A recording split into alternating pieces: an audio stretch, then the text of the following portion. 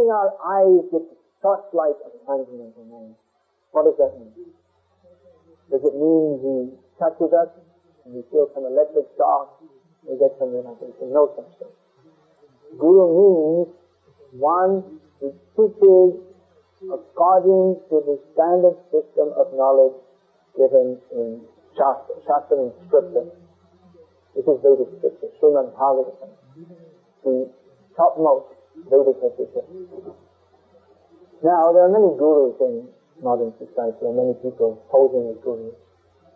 But real guru means one who gives actual knowledge according to Shastra, scripture.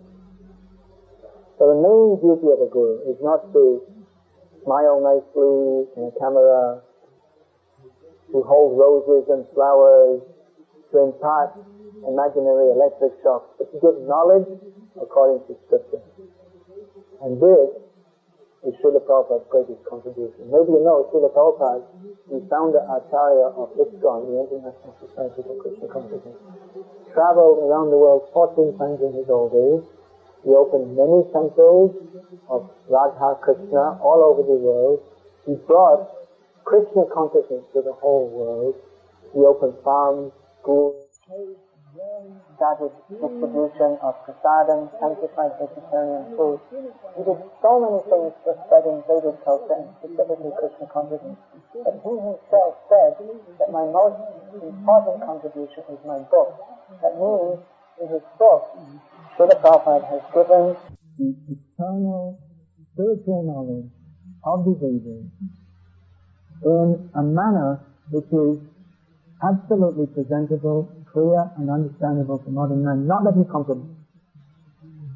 That is the defect of so many so-called gurus. They compromise the truth in order, they think, to get many followers. But what is the value of compromised followers?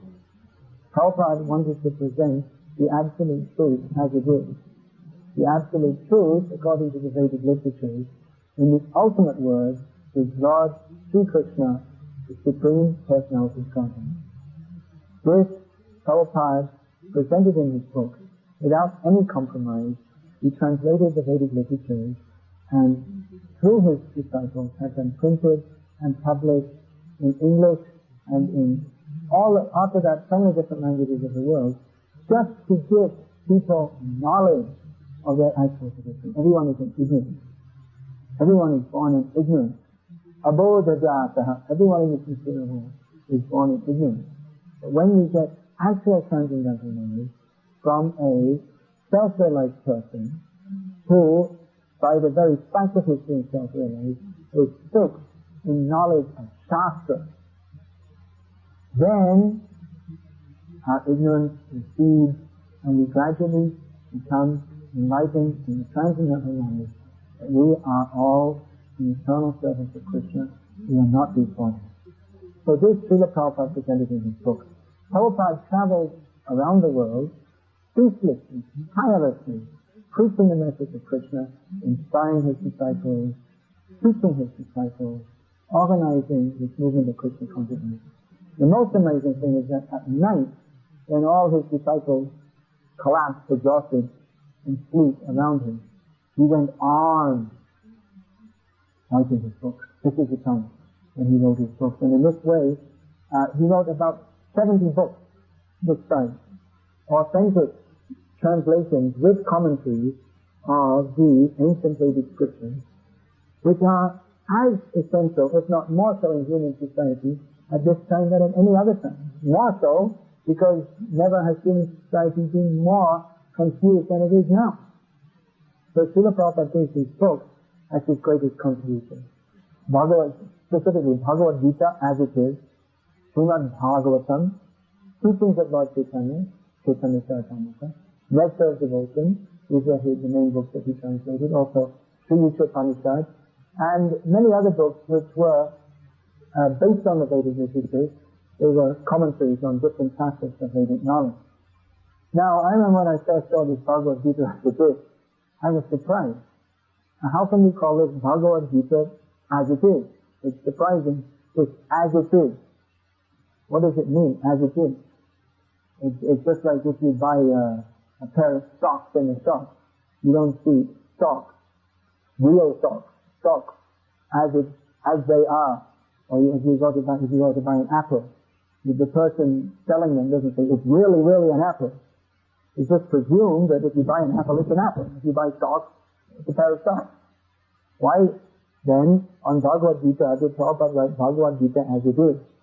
The reason is because so many people before him had translated Gita into English, more than 300 translations even before Prabhupada translated. But they were translating Bhagavad Gita as it is not, as it isn't. In other words, they were taking the verses of Bhagavad Gita and giving some commentary which is not in consonance with what Krishna taught. What Krishna taught is very clear, not difficult to understand.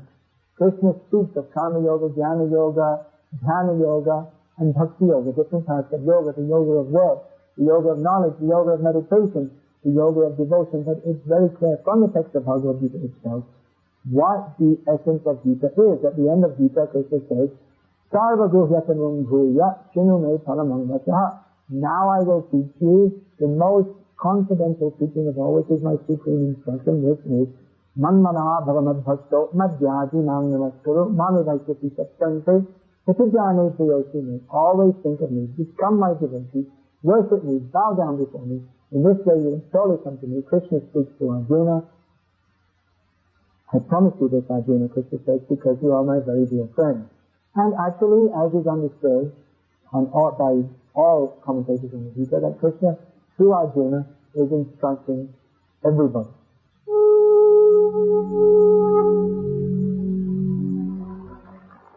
So, always think of me, become my devotee. Krishna is clearly saying, be my devotee. Bhaktya mam abhijanati. Elsewhere in Gita, Krishna says, only by devotion can I be known. And that he is to be known, that is also mentioned in the Gita. Vedaisvitara aham eva vedyaha.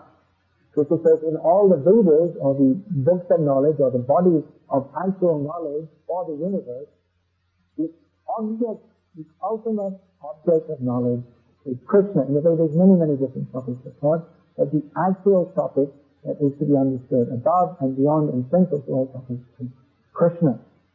And that we should be his devotees is explained in Bhagavad Gita because he is the supreme absolute truth. Our constitutional position as spirit souls is to be his servant. His constitutional position is to be served. He is God, we should serve him. Now, there have been over 300 editions of the Gita in English, but not a single person had even got an idea that we should become a devotee of Krishna by reading even any of these editions, and certainly no one had taken up the life of devotion to Krishna, which is the actual purpose of speaking Bhagavad Gita by Krishna. But after Prabhupada gave Bhagavad Gita as it is, which means it's actually Bhagavad Gita, so many people all over the world took up the path of Krishna consciousness. They became devotees of Krishna, as Krishna said, by thinking of him, bowing down before him, Satatam Kirtayantamam, engaging in constant glorification of him. But Prabhupada wanted to make a distinction that you may think, well, there are so many Gitas, I read this edition, that edition, it's all the same. No, this is actually Bhagavad Gita because it represents the message of Gita. And other people are taking the name of Krishna because Bhagavad Gita is a famous book, putting his name, and then they put all their own rubbish ideas and call it Bhagavad Gita just to sell the book. But that's not what Bhagavad Gita is spoken for. Krishna didn't speak Bhagavad Gita just so all different so-called philosophers, Prabhupada used to call them philosophers, just so that all these different people who actually don't know what these truths is, they don't know what Bhagavad Gita is, but they want to show themselves as big scholars by making some commentary on the Bhagavad Gita, which is useless because it doesn't fulfill the purpose of Bhagavad Gita by giving people knowledge of Krishna and instructing them to become devotees of Krishna. So because Prabhupada gave the message of Bhagavad Gita as it is, therefore it is potent. These books are alive. These books are transforming people's lives all over the world because Srila Prabhupada is a pure devotee of Krishna and he has purely represented the message of Gita, not interpreted. He simply represented the message of Krishna as it is, without any personal motive. Prabhupada wasn't writing so he could become famous as a big scholar, or he wasn't writing to try to seduce some sycophant stupid followers, but he wanted to give people what is the actual truth, what is the essence, what is the real meaning of our life, which is to know Krishna and love him. And he did that by the strict, authorized system given that is called Guru Parampara, that knowledge, Vedic knowledge, is spoken at the time of creation by Krishna to Brahma, the first living being, and handed down from Guru to disciple, unchanged. Prabhupada wanted to present that. He did so very faithfully, and as a result, these books are full of spiritual potency. There's no hocus pocus in these books. There's no mystical, sounded, meaningless sentences. Prabhupada states everything very clearly because the truth is clear. Facts are clear. I mean, the philosophy of Bhagavad Gita, certainly there are many complex points to be understood, but the actual essence is very clear. There's no need to write mystical kind of sentences to obfuscate the issue.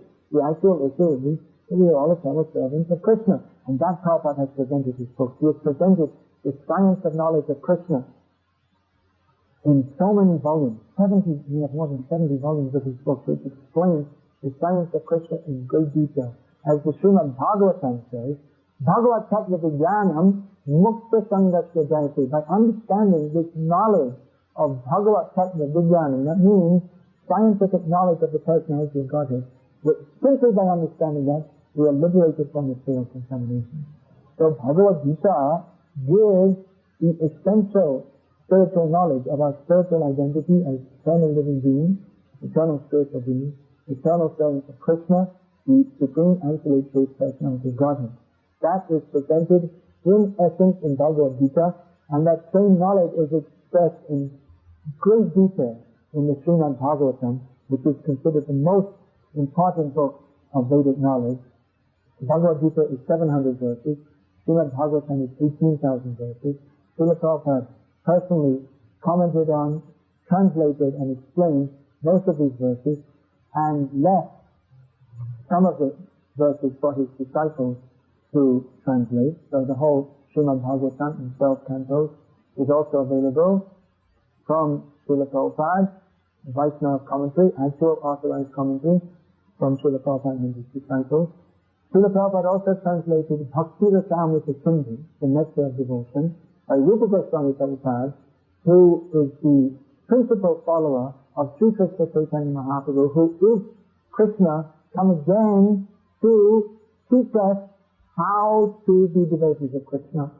Krishna told in Bhagavad Gita, you should be devotees of me. Krishna came again as Chaitanya Mahaprabhu to demonstrate personally how to do that.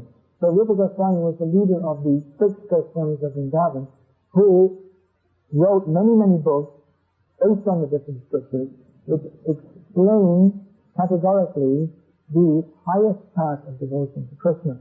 So among the books of the Goswamis, maybe the most important, especially for beginning devotees, which means most devotees, is the Nectar of Devotion, which explains why devotional service to Krishna is the topmost path for all human beings, how to practice it, and what is the ultimate result of practicing that, what is the perfection of life, and how to enter into that and appreciate that. So this book also, Srila Prabhupada has translated, very, very valuable book, Nectar of Devotion. And then Chaitanya Charitamrita, which is the biography, one of the major biographies of Chaitanya Mahaprabhu, another very big book, which is mostly in Bengali verse, very, very sweet book, which explains the essence of Srimad Bhagavatam. Srimad Bhagavatam is itself the essence of Vedic knowledge, but the essence of Srimad Bhagavatam is pure, concentrated, loving devotion to Krishna, which is expressed in the pastimes of Chaitanya Mahaprabhu. It also has the philosophy of Krishna consciousness encapsulated, and the highest understanding of Krishna, which is Rasa Jnana, which is mentioned in Srimad Bhagavatam.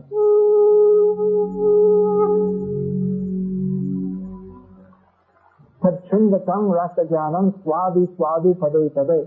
Srimad Bhagavatam explains that those who hear the message of Srimad Bhagavatam, they get knowledge of the rasa, or the sweet exchange of devotional melodies of Krishna, and they relish that at every step of their life. So actually these scriptural books are so wonderful, so sweet, so clear, so revealing about the actual purpose of life. I mean, it's literally an eye-opener for so many people all over the world. What is the purpose of life? And there's so many people all over the world to this day who, by reading Srila Prabhupada's book, their whole life simply changed. They understand that actually my life is meant for serving Krishna.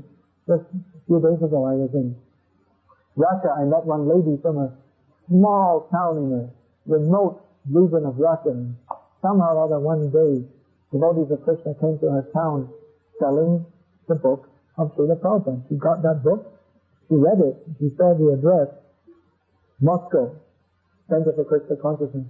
So she saved up some money because a lot of people in the country don't have a lot of money, and took a train 1,500 kilometers to Moscow, went there, spent a few days there, and found out everything about Krishna consciousness, in essence, how to chant with beads, how to offer food at home, all these different things.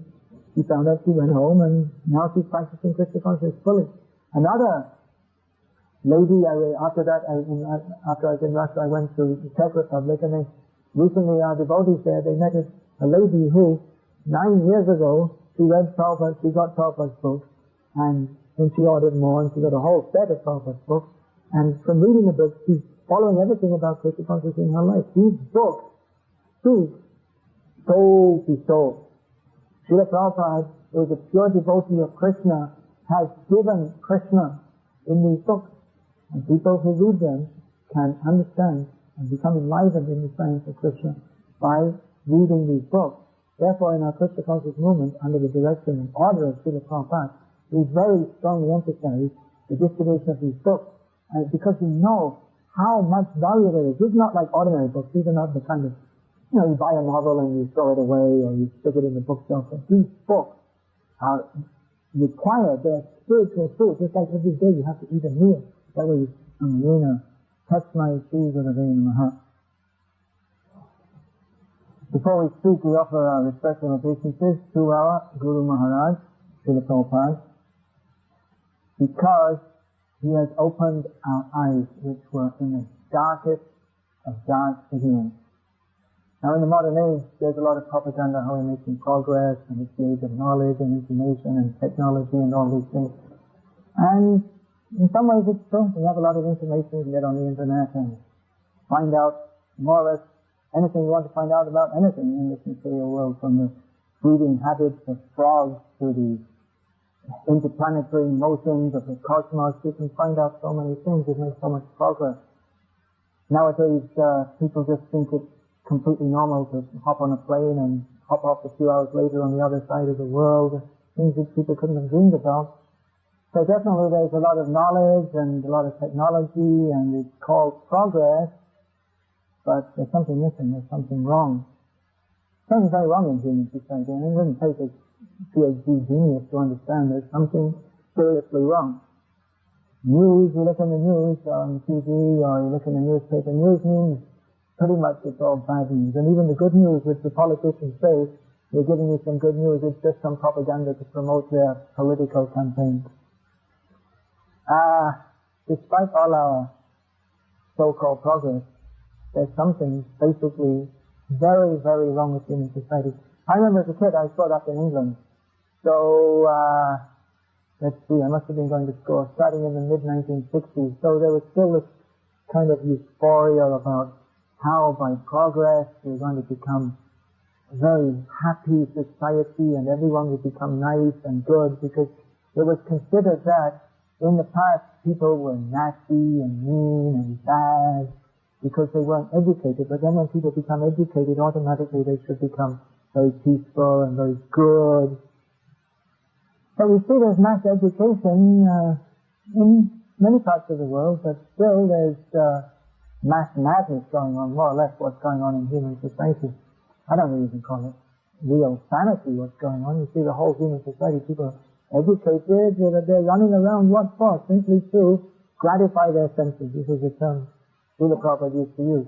We're trying to gratify the senses. Our whole life is dedicated to gratifying the senses.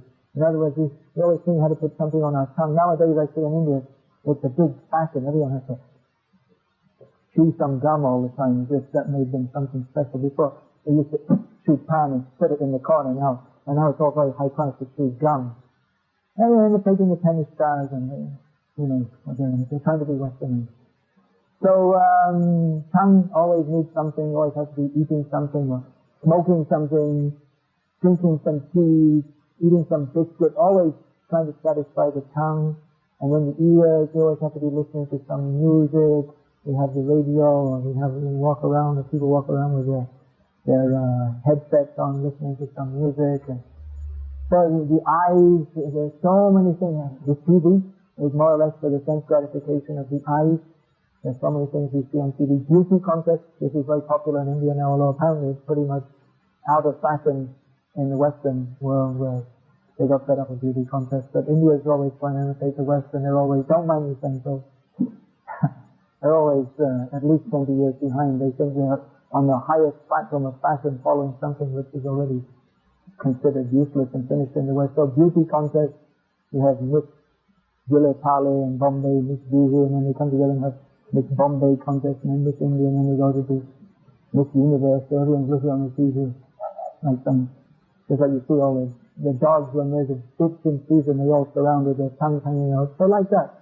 So something interesting to the eye, especially, and it all leads up to this sex sensation, touch sensation. The highest sense gratification of the material world is the interaction of one body with another. That's partly the basis of modern civilization. Everything is advertised. With you see some beautiful woman with a toothpaste, use this toothpaste, and there's a picture of a beautiful woman. I guess the women are supposed to think if you use this toothpaste, you'll become like a beautiful woman.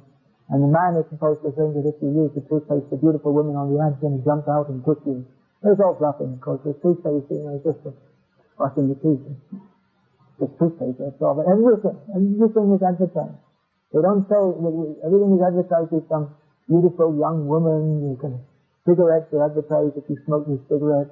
Some beautiful young woman is standing on the poster, and you smoke the cigarette and no beautiful woman comes. But somehow you have the idea that it's going to make you sexy, attractive, and the whole world is, they're promoting this sexual attraction. This is, for all our education and progress, the whole human society, the basic motive is simply how to enjoy the senses, which, quite frankly, the animals are doing quite well without all these things. You see, just like the dogs and the cats, they're also enjoying sex life. They don't have, maybe not so sophisticated, they don't have sophisticated pornography and fashions and so many things, but they're enjoying life in the so-called enjoying. What is the enjoyment?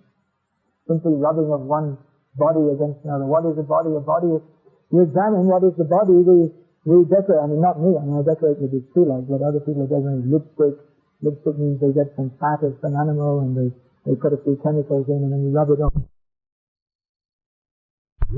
Make it beautiful and makeup and there's something for your eyelashes and something for your eyelids to make them look bigger and different colored lipstick, different colored creams for your face. You have to put cream on your face to try and make you look 30 when you're actually 97 years old, and you have to try and look young and attractive. And all these so many different things to make your body attractive. But actually, what is the body? The body is simply a band of skin. And inside, well, there's that saying, isn't it? Beauty is skin deep. Take off the skin, and what have you got? You imagine, most beautiful, so-called most beautiful women in the world. Just imagine with the skin off, how beautiful it would be. You think people are going to stick the picture on the wall? You think you want to embrace a body with just all the blood oozing out? I mean, it may sound very crude and gross, but that is the reality. We are attracted to some body which is simply a bag of bones and blood and liver and pus and excreta and urine, and that's what the body is all about. And this is advertised as the greatest happiness in human society, love, romance, sex, everything. But the dogs on the street are doing it.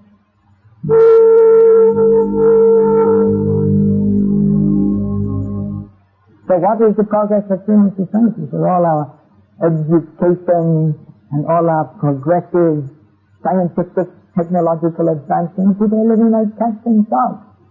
And how are they going to be happy? Because by the grace of God, we do have more intelligence in the human form of life. But that intelligence is meant to be used to understand Him. That is given by God so that we can understand that we're supposed to come to a higher platform beyond that of the animal.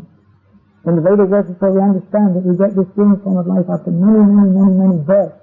We take many births with dogs and cats and caterpillars and frogs and hedgehogs and snakes and worms and trees and so many different forms of life. But only in the human form of life do we have enough intelligence, the developed intelligence, to think what actually is the purpose of life, what is the meaning of life. So that intelligence is supposed to be used to inquire, why am I suffering in this material world? How to get free from suffering, how to understand God, how to understand Krishna. But instead we're just using it, no doubt, very intelligent, making space rockets, atom bombs, super cooling technology and so many different things. So it requires a lot of intelligence, but it's all based on a mistake. The mistake that we can be happy simply by developing on the material platform. But whatever you do on the material platform, however sophisticated you may be, however many PhDs you may have after your name, however fantastic your technology is, even if you can go to the moon in a spacecraft, which we doubt we ever went anyway, but even if you can, so what? Even if you can travel by spacecraft to Mars, how is that going to help you? Is it going to make you happy? So many people, you go to Bombay, Madras, Calcutta, or Delhi, any 4 places, American consulate in India. Every day, long lines of people, they want to go there thinking, we'll go to America, we'll be happy there because it's more developed. What is the happiness? Some people in America are happy. Some people are dancing in the streets out of joy because we're American, life is so wonderful. Come on, that's all. In America also there's so many suicides, murders, and the whole society is so competitive. People are so divorced like anything, left, right, center. People, I love you forever, we promise to love each other forever, I live with you forever, and then 3 years later, you know, well, I'm going to live with someone else forever now. And 5, 6 divorces, not uncommon. So these are all things of society that is not simply unhappy, but grossly disturbed and unhappy. Even people, they say unhappy, but inside there's so much anxiety and suffering. It's like a social cliche. Everyone has to show you're happy. You have to say no problem, and you have to show a big front that, yeah, I'm on top of the world, everything is great, everything is wonderful. But inside people are suffering. People are full of anxiety. Because they're trying to be happy on a false platform. They're trying to be happy on the platform of sense gratification. That's how we're trained from birth. We go to school, we're taught that learn, get your degree, get a job, get promotion, have a good career, be a success. Even before you go to school, your parents are pumping you, learn your ABCs. Our kid has to become a doctor and go to America and be a big guy and earn lots of money. And the whole society is priming you like that. Everyone's priming you to be a big so-called success. So where is the success? Where is the happiness? Good job. What is the good job? Good job means after working like a dog to get your so-called wonderful degree, you simply have to work day and night to earn lots of money, which you don't have time to so-called enjoy anyway. Go to America and be a big guy and earn lots of money. And the whole society is priming you like that. Everyone's priming you to be a big so-called success. So where is the success? Where is the happiness?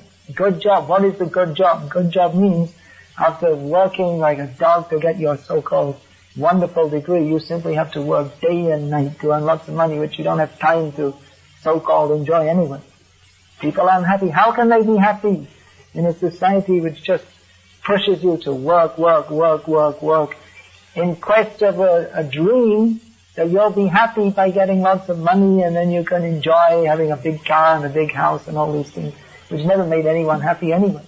It's all a big bluff. The whole society is just cheating from the beginning of life to end. And if you try to say anything or do anything different, they just say you're crazy, you're a failure, they label you so many names.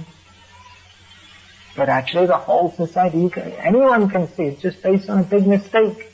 There's something intrinsically wrong.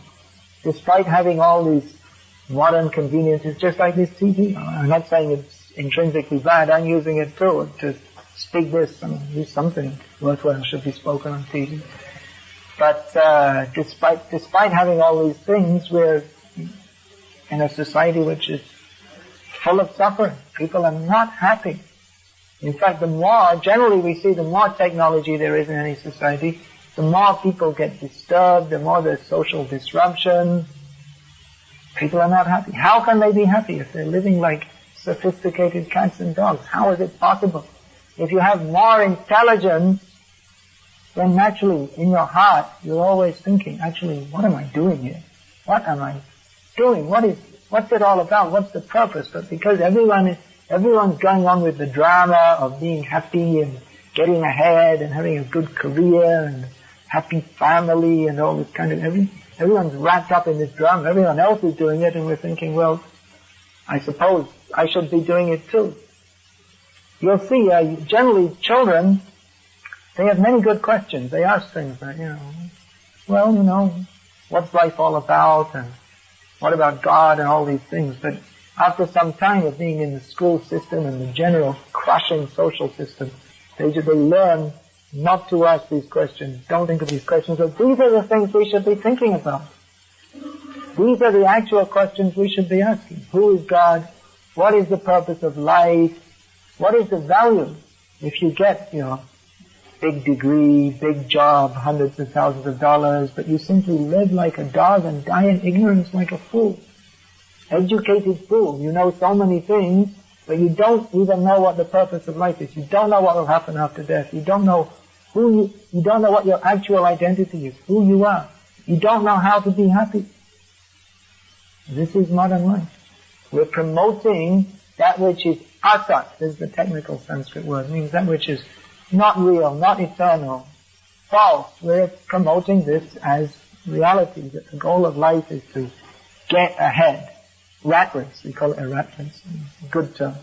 All the rats, human-like rats, competing with each other to get ahead and be the top rat or top dog, as they say.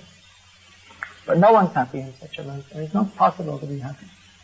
There's a basic mistake. And that basic mistake, where's the answer here in Bhagavad Gita? Bhagavad Gita isn't simply some old book that should be put on the shelf and we offer a pranam or salam and forget it. No. Bhagavad Gita is vital to our life now because it tells us who we are. Who we are spiritual living beings. We're not the body.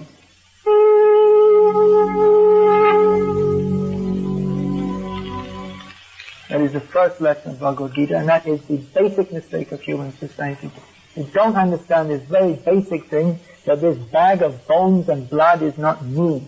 I am a spiritual, eternal, living being. Before this body came into being, I existed, and after the body dies, after it drops down and is burnt, or the Parsis have the vultures eat it, or the Christians or the Muslims bury it, whatever you want to do with the body, when it's gone, when it drops dead, it's dead, finished. But I, the soul, will continue to a spiritual being.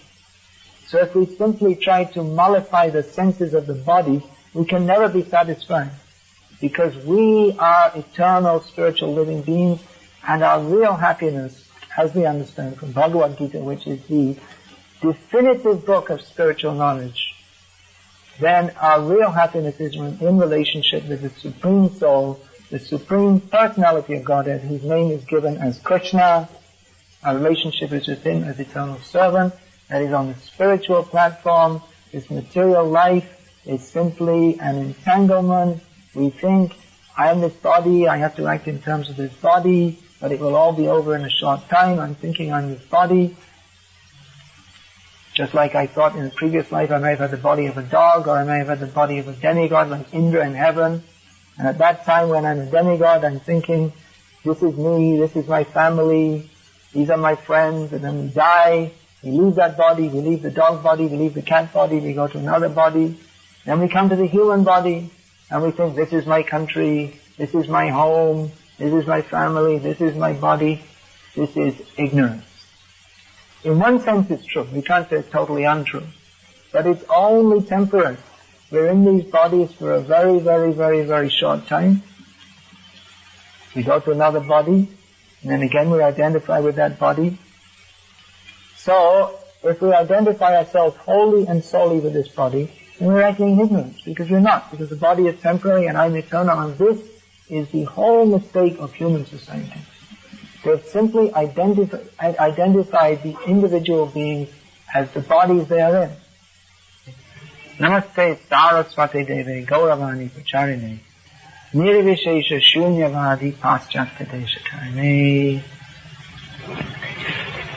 Many people ask us if we believe in the theory of reincarnation. Now I always reply that from the very beginning the understanding inherent in such a question is flawed. As soon as you ask, do you believe, we're already on a wrong platform. Because it really doesn't matter what we believe. Just like someone says, do you believe in God?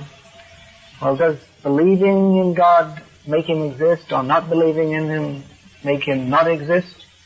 Is it that if the atheist wakes up tomorrow and says that, well, today I think I'll believe in God, then all of a sudden God exists? No. The existence of God or the fact of reincarnation is not dependent on our belief. Either there is God or there isn't. It doesn't depend on our belief. Either there is reincarnation, that means either when we die we take birth again, or there isn't. Either one or the other. There's no question of belief making it come into existence or non-belief making it non-existent. It's got nothing to do with it. So really, it's not a theory of reincarnation either. Either it is or it isn't. The real thing is to find out what is the fact. Believing that won't help. Not believing also won't help. You have to find out what is the fact. Really, it's important to understand this. I mean, if we consider all the injunctions in the scripture that describe about reincarnation, that as, like in the Bible, Lord Jesus said, for instance, just to show that it's not only in so-called Eastern religions, he said that as you sow, you shall reap. You get a reaction. For every action, there's an equal and opposite reaction. It's not only true on the thermodynamic or physical platform, but it's true in karmic reaction also. At least we should investigate that. What is the actual fact? So if we say, I believe or I don't believe in reincarnation, it's a very flimsy platform. We should try to find out what is the real fact. Now you may say, well, how can you know? It has to be a matter of belief because no one can say what happens after death. But why? Why do you think no one can say? Just because you can't say or you don't know doesn't mean that everybody doesn't know. Just because you can't find out by normal, what we consider scientific means, what happens after death doesn't mean that there isn't some methodology that we can find out. Every investigation, every field of knowledge has its methodology. Just like if you want to study chemistry, biology, physics, they all have their separate methodologies. If you want to study history, maybe you have to go out and look at some old buildings, investigate old literatures, and try and find out facts about the past. If you want to find out about chemistry, you have to bring some Bunsen burners, test tubes, litmus paper, different methodology for different fields of knowledge. So similarly, for transcendental knowledge, there is a method to find out, but we have to adopt the right methodology. Now the right methodology that's given in scripture, which deals with transcendental knowledge, is that we should hear from self-realized souls, those who are expert in the field of transcendental knowledge, those who are visibly, manifestly by their activities in touch with a higher reality, who do have transcendental understanding that corresponds with others who are self-realized, what their transcendental understanding is. We should hear from self-realized souls. They will explain to us. Now that actually is in any system of knowledge. In the initial stage we have to have some faith. Just like if you go to school to study mathematics, in the beginning you study arithmetic. Now in the beginning you may not understand when the teacher puts something, some calculation on the blackboard, When you first see it, you don't understand what it is. But if you don't understand it and you just say, well, I don't understand, therefore it's nonsense, well then you can't learn. You have to have some initial faith that the teacher knows what he's talking about, has something relevant to teach. Why do you have such faith? Because the teacher is teaching an accredited subject of knowledge that is approved by others who are expert in the science.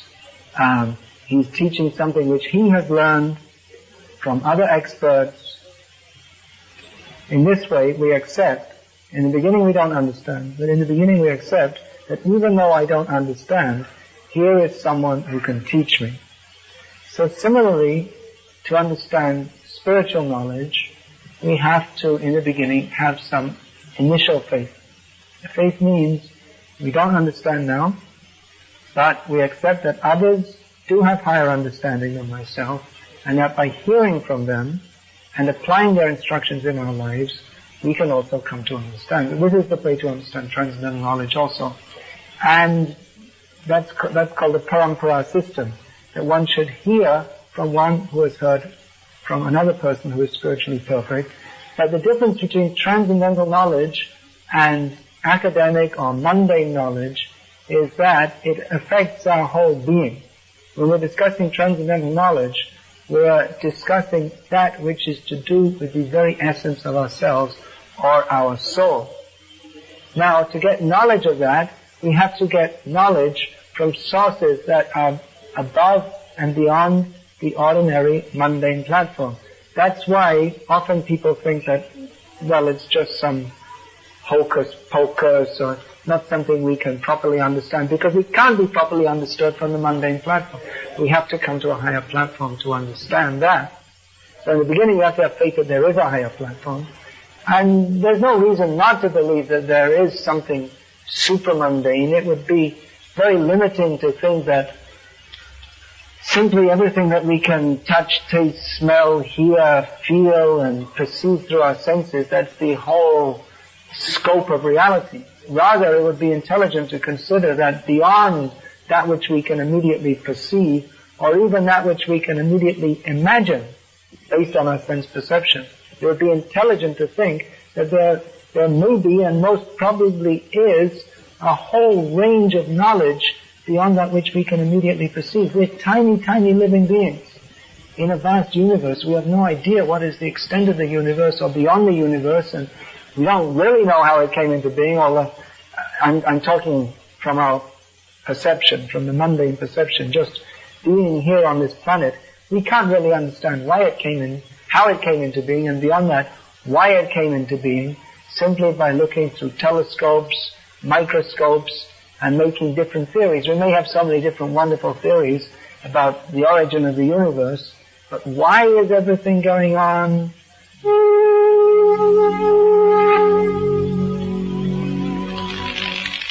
What is our role in the universe?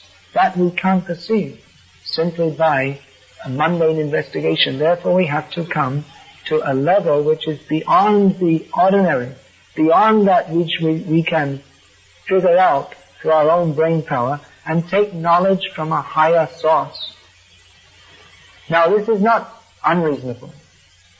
It was thought at one time in what's called the path of scientific advancement, that as we develop science, then gradually we'll come to understand more and more about the universe, and then gradually religious and spiritual ideas will fade away, because there was a theory that religious understanding is simply based on ignorance. That was the theory. Because it's a long history, how in the Western world, originally in the Western world, the Christian church, which later split up into various churches, had a hegemony on knowledge. And they explained that the universe was created by God in 6 days. On the 7th day he rested. This is in the Bible, Genesis. And according to the church fathers, the earth is the center of the universe, and the sun and other planets revolve around it. And then there was it's a whole history how Copernicus, Galileo, they by their observation they thought, well, this isn't right, and it became challenge. Science challenged the hegemony of knowledge that was held by the church fathers, and then it was apparently proved that they were right, and then gradually it came to be thought that science could explain everything and that religious explanations were just for ignorant people who had no knowledge. So it was thought like that, but we see that today, despite so much advancement of scientific knowledge, there's still good interest in religion. It's not that because science has discovered many things about the universe that people have given up their faith or their inclination towards transcendental knowledge. Even highly educated people are interested in transcendental knowledge because science has its limitations. It can only go so far. It can't explain, for instance, what is the difference between a living body and a dead body? What is the fundamental difference? If it could explain, then presumably we should be able to live forever by scientific adjustment. What is the essential difference between a living body and a dead body? They can't explain that because the difference is the presence or non-presence of the soul. But mundane science can only perceive that which is mundane. The soul is not mundane. So how is mundane science going to find out the soul? Not possible. Therefore, to find out transcendental knowledge, you have to go to a transcendental process. Similarly, science can explain some things about the universe, some things, maybe not as many as it purports to explain. There are many different theories, for instance, about the origin of the universe, but scientists don't know for sure. I was reading in one journal that there are more than 2,000 theories among astrophysicists about the origin of the universe. And of course there are also theories that there was no origin, that it's just going on since time immemorial without any origin. Now that's very interesting. 2,000 theories. Of course 2,000 theories means that there would be variations of main general theories. But I thought about that, well, how many astrophysicists are there in the world anyway? There are probably not many more than 2,000 in the world. It seems that they all have their own opinion. In other words, they don't really know. And how are you going to know? Sitting on this tiny planet at one point in time, some millions and billions of years after the origin of the universe, how are you going to find out how it came into being? You may do different mathematical calculations, but you can't really say. So, transcendental knowledge fills the gap where science comes to its limits. Science also can give us information of the universe, but it can't fill in our emotional needs. Our emotional needs ultimately come from the soul. We have a need to be loved. What is that? How can you explain? If according to certain scientific people, that life is simply a combination of chemicals, how do you explain the need for living beings to love each other? A very basic need for love. What is that? Chemicals don't love each other. I'm looking at a TV camera. I can't have a relationship with a TV camera. TV camera is chemicals. The body is also chemicals. What is it? What is that sparks the need for love? That is the presence of the soul. That is described in Bhagavad Gita and the Vedic literatures, which give the most clear and explicit directions about reincarnation. It's not actually very difficult to understand. Even a child can understand it. It's just a matter of being ready to understand it. Just like Krishna explains in the Bhagavad Gita that Dehinosmin yatha dehe kaumaram yovanam jara tatha dehantara praptihi. He explains that there is the body, it's called Deha. And within the body is the Dehi, which means the inhabitant of the body or the owner of the body, that is the soul. As long as the soul is present in the body is alive. When the soul leaves the body, we say he has died. Although actually the body is only composed of chemicals which are intrinsically dead anyway. If you take, what is this body composed of? So much water, hydrogen, oxygen, carbon, nitrogen, so many different chemicals are within the body. There's no life in hydrogen, carbon, oxygen, nitrogen. Life is not intrinsically in there. And when the body dies, the body is still a bunch of chemicals. What's the difference between a living body and a dead body? Any language in the world when someone dies, what do they say? He's gone away. Any language. I put this to different people where I travel in different parts of the world. So I say, do you say this in your language? I just yesterday came from Czech Republic, Prague. So just 2 days ago I was giving a lecture there, and I asked them, of course there's an interpreter, I asked them, do you say this in your language also? I'm sure you do, because in every language of the world they say, he's gone away when someone's dead. But then the question comes, who went away? Because the same body is there. Someone may be crying, oh, my father went away. He's there? No, he's gone away. He's there, the body is there. The same body you cared for so much. You kissed, you hugged, you laughed with, you joked with. Sometimes your father chastised you. So much affection you had. Now you say, he's gone away. The same body that you so carefully looked after, now you immediately want to burn. Before, if you had burned that same body, you would have protested. Now if you don't burn, they'll protest. Burn, bury, whatever. You have to dispose. It's a dead body. It's the same body. Now how can you say he's gone away? Because it's the same body you focused.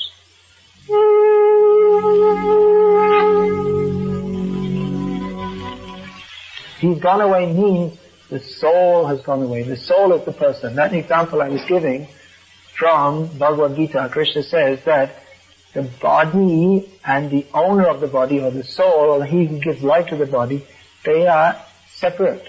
They're only apparently together. As long as the soul is in the body, we say alive. Although actually the body is dead anyway.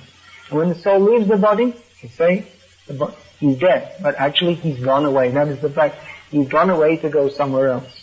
Now this example Krishna gives is very interesting. He doesn't just tell us believe, but he gives a good example. He says, just as the body changes from boyhood to youth to old age, so death is also another change. Now just consider this example. Imagine a young boy, 10 years old, somehow or other goes away from home. His mother sees him 20 years later. Immediately she recognizes, oh, my son, and cries and embraces him. But who is the son and who is the mother? The body of the son has changed. He may still have the same basic features, but actually the body has changed in so many ways by eating, breathing, respirating, perspirating, passing stool and urine. The body has changed. The chemicals have gone almost complete transformation. You probably won't find in the body of a 10-year-old boy, when he's grown up to the age of 30, you probably won't find even one of the same chemicals left. They've all changed. And the mother's body has also changed. Maybe she was 30 years old, now she's 50. So the body has changed completely. And the mind has also changed. The mind is changing at every moment. The mentality of a 10-year-old boy and the mentality of a 20-year-old man is different. So when the mother says, oh, my son, who is she referring to? It's not the body that's the same, it's not the mind that's the same, but immediately she recognizes that the person is the same. And this is very interesting because it shows that the person is different from the body and the mind. So that Krishna says, the person within the body, that gives life to the body, apparent life to the body, is the soul.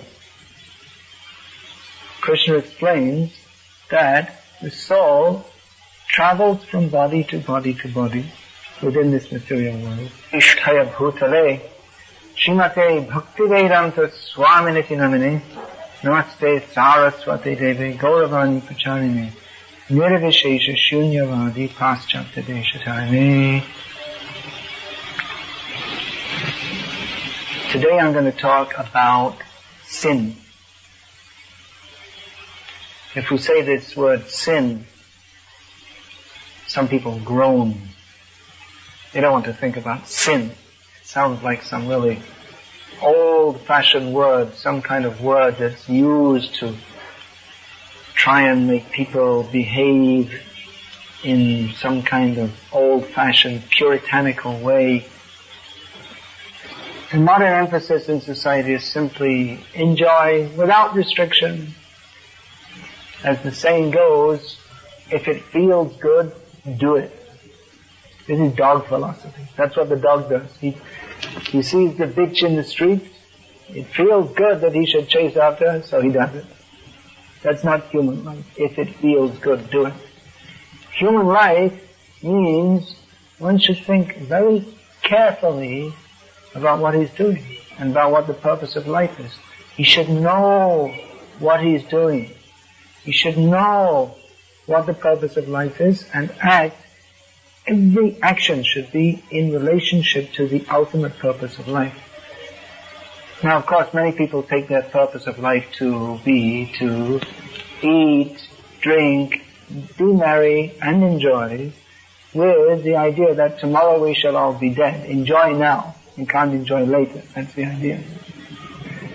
So this idea of unrestricted enjoyment is actually based on the atheistic idea that tomorrow we shall all be dead, everything's finished, enjoy now while you can.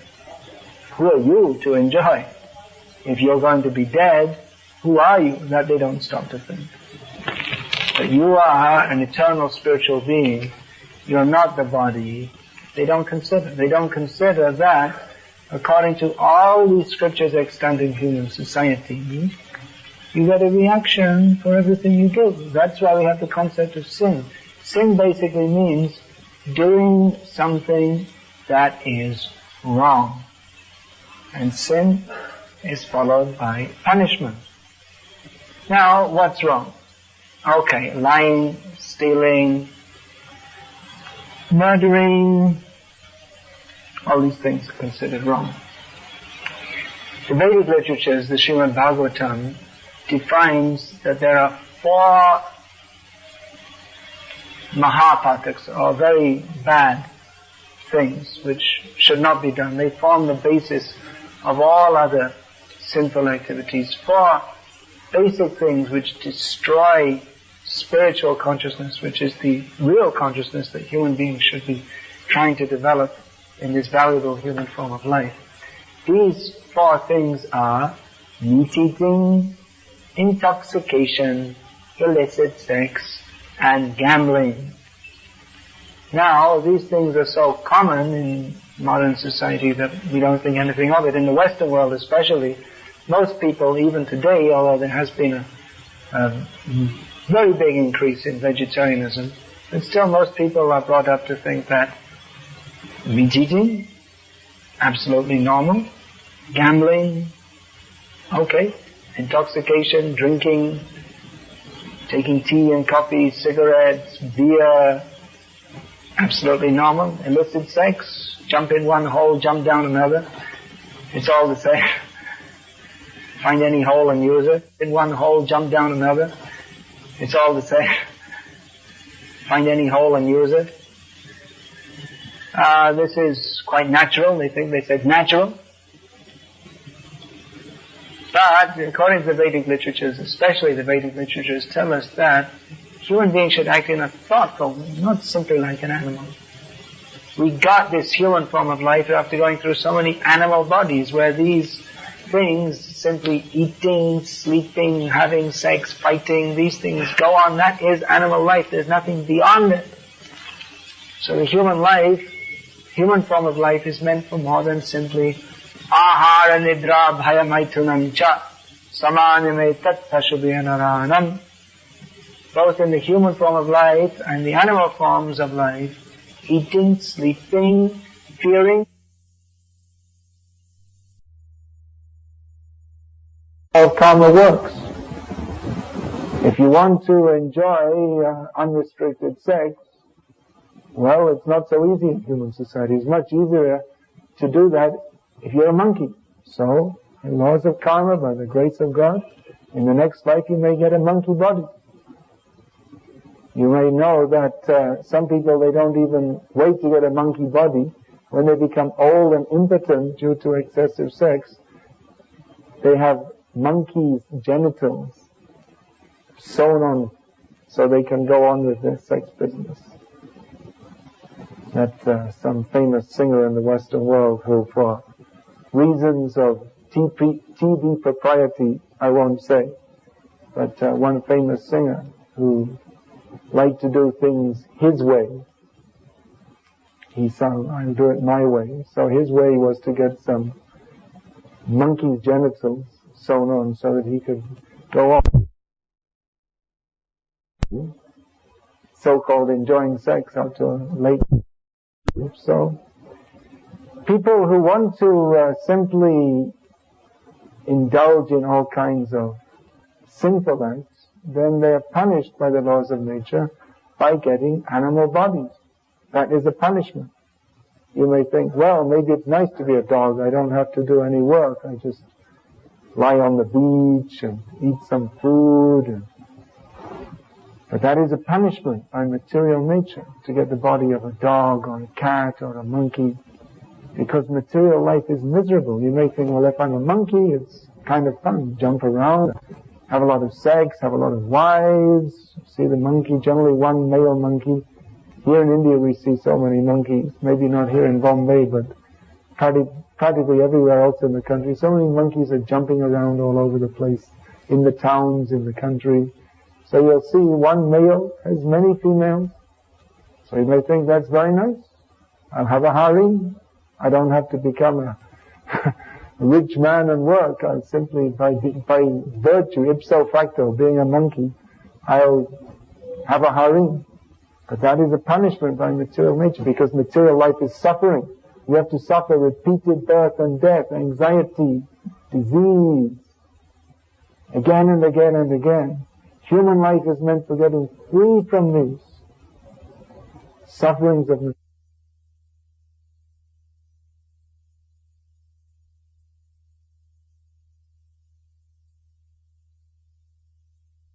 Becoming liberated from birth and death and going to the spiritual world by serving Krishna. That is what human life is meant for. And sinful life means excessive indulgence in that which obstructs our self-realization. That is the core definition of sinful life. Or even to go even further, deeper, sin means that which is not pleasing to Krishna.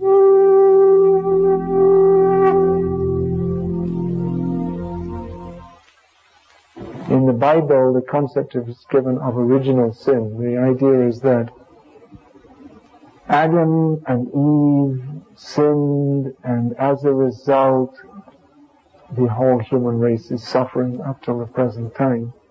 Although the Vedic understanding is that each one of us individually is turning away from Krishna. Each one of us has the choice to serve Krishna or not. That choice at least we get in the human birth if we're given information. Just like we're giving information in these TV programs, we're giving information. Who is Krishna? What is our relationship with Him? How in that relationship? That knowledge is continuously given by Krishna. Either He Himself comes directly to speak, or He sends His empowered representatives in different cultures and countries of the world to teach us, don't get involved in sinful life, go to God, lead a pious life, religious life. So that information is being given by Krishna. But sinful life means to reject the godly life and to live simply for our own selfish, sensual purposes. That is sinful life. That is the basis of sinful life. But, as I was saying, apart from the basic concept of sinful life, which is to not be surrender to Krishna, sinful life is closely mentioned as meat eating, gambling, intoxication, illicit sex. Yes, meat eating is sinful, although it's promoted in modern society that you have to eat, otherwise you won't be healthy. It's just bogus, because here in India we know there have been so many healthy people for so many generations who never ate meat. They think that if you eat meat, then you'll get a big, strong, healthy body. Well, I was brought up eating meat. I'm pretty skinny, pretty thin. It wasn't that I became thin after becoming a vegetarian. On the other hand, you see some people who are brought up as vegetarians and they don't struggle. They're vegetarian weightlifting champions, for instance. The bear is vegetarian, the elephant's a vegetarian, they're strong. You can't be as strong. You're being the biggest weightlifting champion in the world, even a baby elephant can outdo him. The elephant only eats grass. So it's simply not true, it's a lie. But by eating meat, you become stronger. No, it's not true. There's so many people in the Western countries, especially Britain, America, becoming vegetarians, and so many already became vegetarians mainly because they know it's bad news for her. Bad news. That's there's so much cancer risk, heart attack risk, so many different chemicals are injected in the animals that help destroy and after slaughter. There are other considerations also. I mean, it's just not nice to eat animals. Because it's so much pain, of course. Vegetarians, they also eat living beings, plants. Although in many cases, just like if you eat grains, wheat, rice, all these things, they're harvested after the grain becomes ripe. In other words, after they're dead. And fruits can also be taken from trees without damaging the tree. The tree goes on. That's designed by nature, like that. So there are so many vegetables and fruits that we don't kill the plant to take the food from it.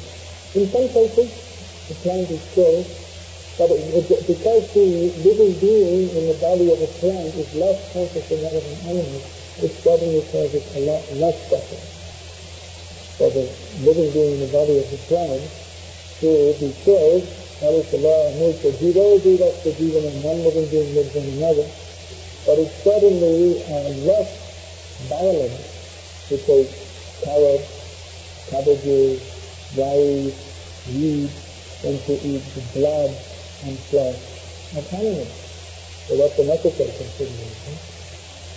Now, even to take vegetarian food without offering it to Krishna, without offering to represent, that's also considered sinful, because everything should be offered to God, and without doing that, we become implicated in the crime of killing a living being, namely the plant. But it's not as great a thing as eating meat. It's very, very simple. Meat eating means that people have lost the quality of mercy, really. It's so clear. Mostly people, they die on the spot. They don't see the suffering involved. And those who are slaughtering animals, they just become completely stone-hearted. They hear the screams of the animals. The animals are not just simply some senseless, inert lumps of flesh. They don't. Sometimes you see this some poster of a smiling cow. But the cow, when you see her slaughter, they're not smiling. They're screaming. It's horrible. It's sinful. So, meat eating is sinful. Illicit sex is sinful. Illicit sex means sex outside of marriage, and even sex within marriage that simply indulging in some kind of sport. That's not proper either. Semen is a very valuable gift, has to be conserved within the body for the sake of enriching the brain cells, which can help to develop high consciousness. Simply to engage in like for recreation, no. That's not the purpose. The purpose is given by nature is procreation. Now we try to stop that by contraceptives, abortion. This is sinful because you're denying. Contraception means you're denying the soul who is meant to be born in that body by the act of sex. You're denying them the chance. And abortion is grossly sinful because the child is already there in the womb. You may say embryo, but the embryo is alive. Otherwise, alive means it's a living being. You're killing the body in which it's living, denying it the opportunity of a human life. It's very sinful, extremely sinful. Also, sex outside marriage, It's also very sinful. Marriage means in human society there's marriage, in animal society there's no marriage. Marriage is meant to be conducted under the eyes of God for living a sane, civilized, human, religious life.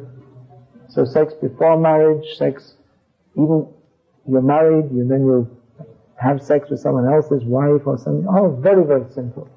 Divorce, homosexuality, all simple according to Shastra. Shastra means that which is given by God, the laws of God. There are certain rules of the universe. We may think we can flout them, but we get sinful reaction. That's why I'm saying this. It's not simply to bludgeon people into some kind of fear, but we should know what the laws of the universe are, because if we don't follow them, we're going to suffer.